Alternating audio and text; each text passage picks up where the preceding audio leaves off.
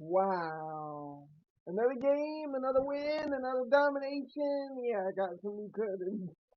I'm not sure if you actually just seen them before or just whatever, but the good guys win again. We are 14-6, number one seed in the Eastern Conference. Your final score, 118 to 94, and even that is underselling what a dominant performance the team had and what a dominant performance Jerome B had. Really, it was a unique sort of game where, and because of the strong second half, a lot of people just think that, oh, we turned it on. Even when we were struggling shooting, and it was a real struggle shooting at 25%, those were open looks. The Minnesota Timberwolves did not play good defense at all tonight. I literally, you know, someone made a comment on the stream that I was participating in.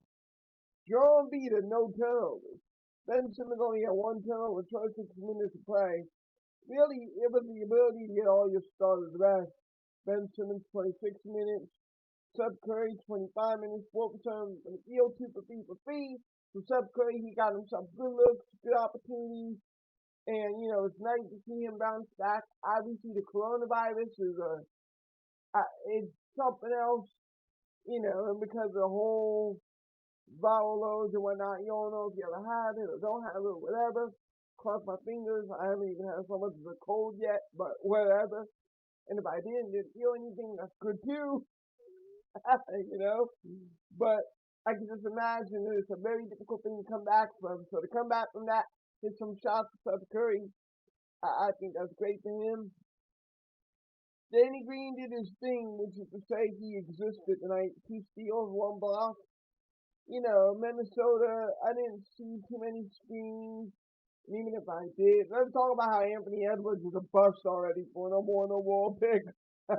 When you blow team out, you just gotta make fun of him. Anthony Edwards, 5 to 13, 3% for three. That's like 40%. So okay, the 3-point shooting is good, but if you're gonna take 7 of them, like you better be able to augment your game with something else. And he just doesn't. Only one trip to the free throw line. So basically, 15 points on 13 shots, 4 rebounds. This is the number one overall pick. Really? Really, Minnesota? And then coming from, the comments that he made about not loving basketball, I just don't understand. Timberwolves be Timberwolves, but that pick just does not make sense at all. Obviously they missed Karl Anthony Towns, so, you were going to blow them out, but we just totally dominated. Tobias Harris, he ended up getting 17 points, 11 rebounds. I loved his activity on the guys defensively, 10 rebounds there. Really, the story of the game. He got 51 rebounds to their 38. So he really just dominated the boards. When you dominate the boards and you take care of the ball, it just really makes it easier. 16 to 18th in the line for John B. And you know what? It wasn't even, like I said, everyone got good shots. They just weren't falling down. And with John B, especially, he was dominating the post, and he'd be missing a little bit of hook shots. There was this one where he made the move and he was free for a dunk, and then he missed the dunk, and then he put it back in, and it's like, are you serious? So it was a really quiet 37 and 10 for Joel Embiid. Like, he was just casually, he said it in the interview. I'm just at 50% on my back. The dude is casually now putting up 37 and 11. I'm sorry, Stephen A. He is the MVP. He's casually putting up 37 and 11. He is the most dominant center in the league. The center position is the most valuable position in basketball. So when you're at the best at the most valuable position, you are the most valuable player. Period. You take Joel Embiid off this team or off any team, and the difference will be gigantic. Joel Embiid is the MVP so far, 21 games into the season. I don't care about Kevin Durant. I don't care about LeBron James. I don't care about anyone else. The man is the most dominant big man in basketball, which has historically led to NBA Finals, NBA championships, Eastern Conference Finals, Western Conference Finals. Once you get that player, you generally go deep. real deep. And that's what Joe Embiid is doing. We're supporting cast that's looking more and more solid, but I'm not going to sit here and be like at the 73 and 9 Warriors or some shit like that, right? You know, Toby's solid. Danny Green exists. Steph Curry's knocking down some shots.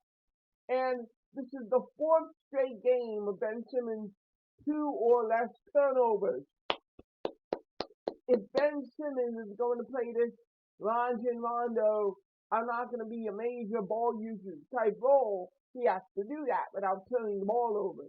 So that's the real, it's a B plus solid game for Ben Simmons tonight. No turnovers.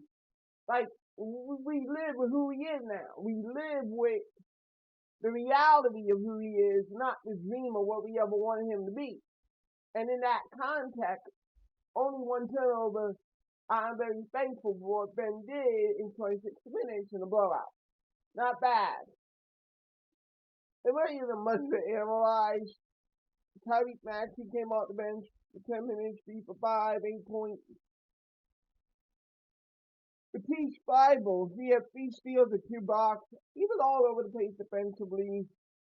You know, sometimes that's good, sometimes that's bad. That Lillard talked about that, where he's like, stay solid, stay on the ground, don't be trying to, you know, that kind of thing where he just gets these slaps and these fouls. So when Matisse Thybulle is playing, you know, engaged and in the right way, and he's participating like that, that's the best Matisse Thybulle, and that's why I think this is a season high 22 minutes. You stay on the floor, stay out foul trouble, stay disrupted. A-plus game by Matisse Thybulle. You know, and Shake Milton, he ended up doing some free throws, hit a couple of shots, but his shots fall off a bit lately. Here's how bad the Minnesota Timberwolves were tonight.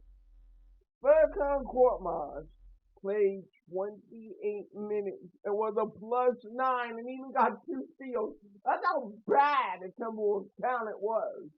Like, all this talk about the Sixers play who was on their schedule, the Sixers play, you know, bad teams. The Detroit Pistons, as we see how they beat the Lakers, they got pieces. You want to know true worst team in the NBA, and yes, even without calling it down, but still, what a waste of an immortal ball pick. Immortal ball pick is supposed to play for your team, not exist. Like, what were they thinking drafting Anthony Edwards? Is just, I have no idea. Like, you draft a guy who doesn't seem to be all that athletic, all that explosive to me, doesn't really have a skill that D'Angelo Russell doesn't duplicate. It's just strange. But this is by far the least talented team so far in the NBA. This Minnesota Timberwolves team. So there isn't much to take away. There isn't much to honestly be super, super excited about other than the fact that you execute, you face the worst team in the league, and you beat them the way you should beat them, like Joe beat said before the game. You get an opportunity against the worst team in the NBA by far, you go take advantage of that game. And that's what we did. And because it was such a dominant win, and because, you know, it's not like there was anything going on, I think this is actually the perfect way to end this game review because there isn't really much to review at this point. The next game, we go up against the Indiana Pacers on the road. Now that, it's not the Lakers, but it's a quality opponent at their home place.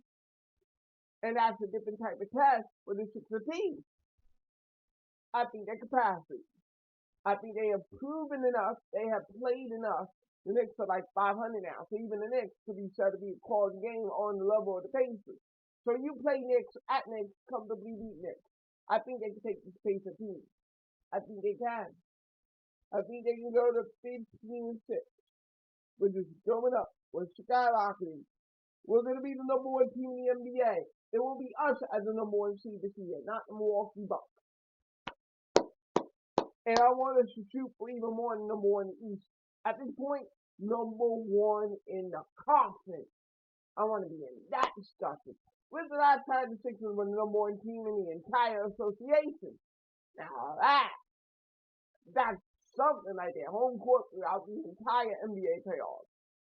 That should be the goal because we know that once we get vaccinated, once everything is back to normal, and we're back in the Wells Fargo Center, shit, the opposing fans will know what's up at that point. I'm Six of the Universe, signing off. Peace.